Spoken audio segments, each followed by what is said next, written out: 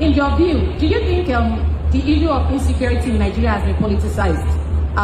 Do you think that the government is helpless, or do you think that the political will is not there to combat this insecurity?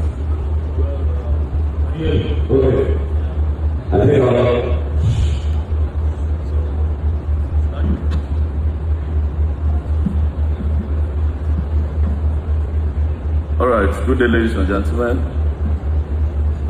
First things first, before I answer your question, there have been a lot of debate as to why I was invited here.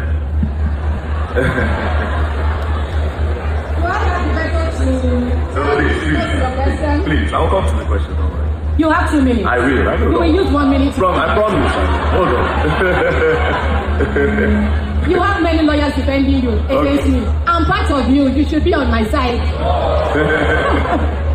So there have been a lot of debate as to why Mary Gatman is invited. I am not here to teach you the law. I am here to share an experience. I'm pretty sure a lot of you that are debating did not look at the topic. It says known gunmen or unknown gunmen, right?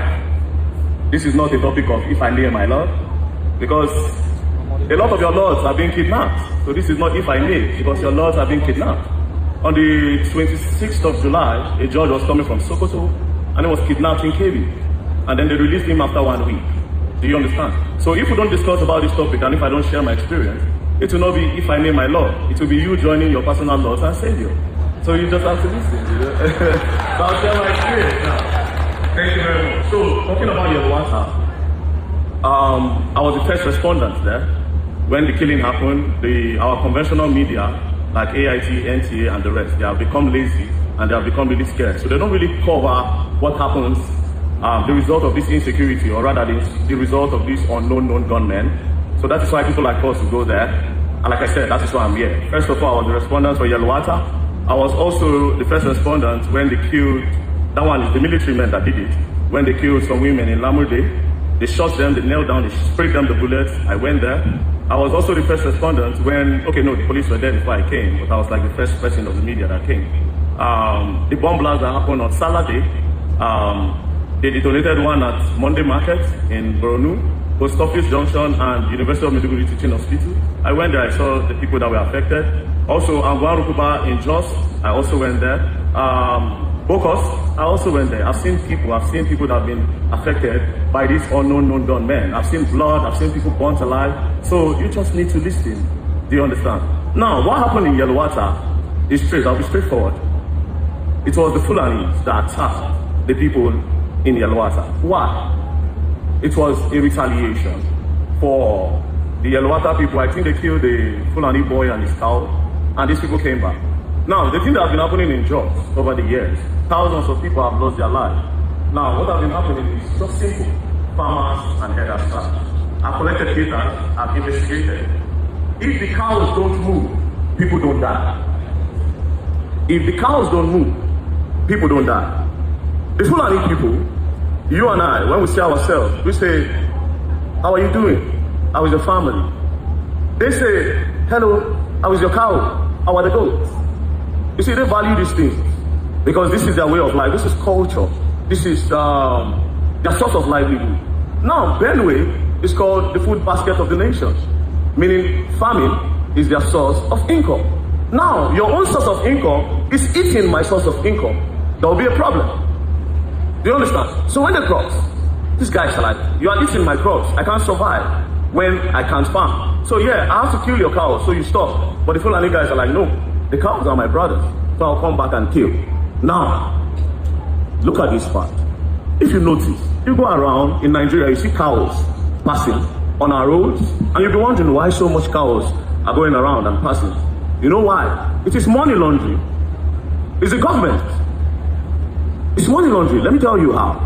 How much is a fat cow, a very big cow? It's sold at 2 million. You see an Aboki man going around, a Fulani man going around with 500 cows. That is 1 billion naira. That is money laundering. So instead of the government to tell these cows to stay inside, like in-house ranching, right? They won't, because it's their investment. And the Fulani man have told them that, see, these cows need to walk around so that their meat will be sweet. Or they have some sort of excuses that is giving them that that's reason to have their cows go around. So the government, they invest in these cows. To the money that has been stolen, they put it in the cows. 500, you see 1,000 cows. If 500 cows is giving you 1 billion, or if it's so that, yes, 1 billion, 500, 1,000 is giving you 2 billion. I'm sure a lot of you have never thought about this before, have you? Exactly, and this is why I'm here, to tell you what it is. Do you understand? So, again, am I saying... Do not take over the stage. Do not take over the stage. Do not take over. So you've actually diverted and made some points. I'm coming. I'm still yes. Trying to break down this. Yes. No, I'm coming. Hold on. I'm in charge. Sorry, hold on. Okay, so I didn't want to cut you short. Okay. I mean, so the question was, do you think insecurity have been politicized? And you have been able to narrow down the issue of Benue State to economy, profit on the part of investors in cattle ranching. And you have said that government puts money. Who is this government that are putting money? Well,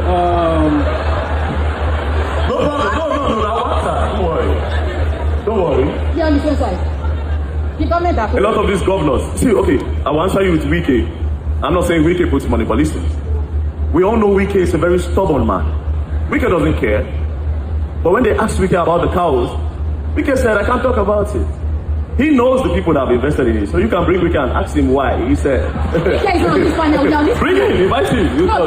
This panel, of course, it's too late to bring Wike here. You mentioned government, but that's okay. You already told us who the government is, but so continue. Now,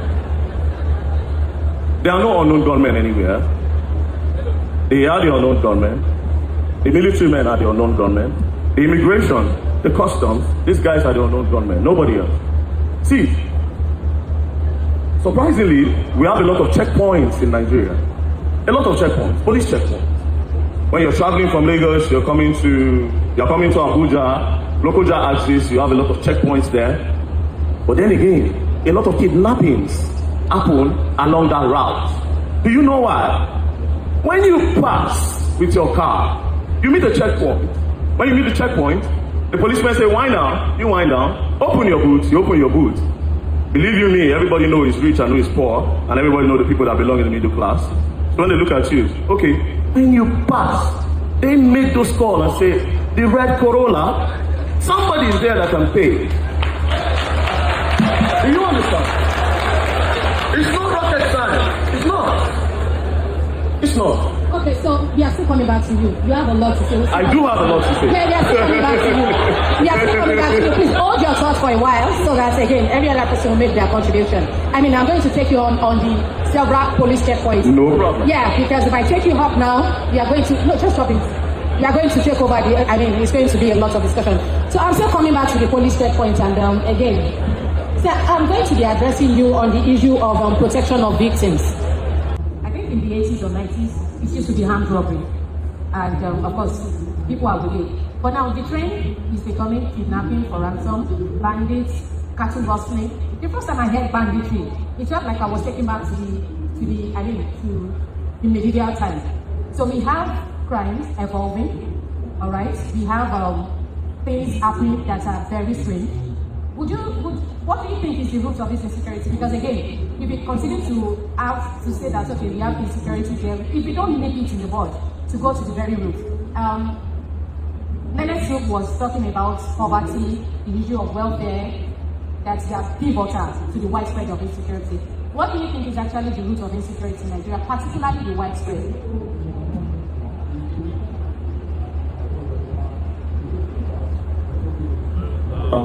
I think the root cause of insecurity is politics. The people that benefit from it are the cause of the insecurity. Now, who benefits from this? The government benefits. Everything is the government, trust me. Everything is the government. The government benefits, the police benefits, the military men benefits. Since insecurity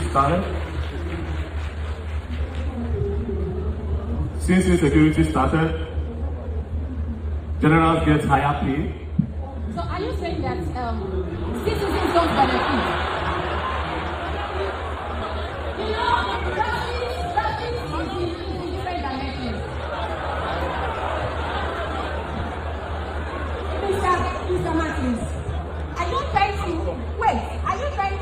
people against me here. No. I'm here to be brutally honest. I'm saying now that, are you saying that individual private persons don't benefit from this insecurity?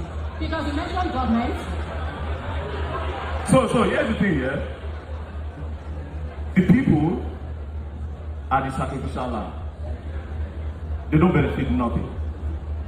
So these people, is their cry that the government benefits from. Oh, they killed a lot of people in Borno. We need more funding to combat insecurity. The government benefits again. The generals benefit again. See, these guys don't even have a budget. That's the craziest part. You can call the president in India and say, oh, I think we need to buy guns. We need more guns. The president can say, give them 500 million. There's nothing. They don't write these things. They just collect money. That's why you see somebody becoming a general, is owning lands. You go to Abuja, the general is buying all the lands. Most of these car stands, the general owns the car stands. Housing, safety houses in Asokoro, they benefit. And then lately, the commissioner of police started benefiting.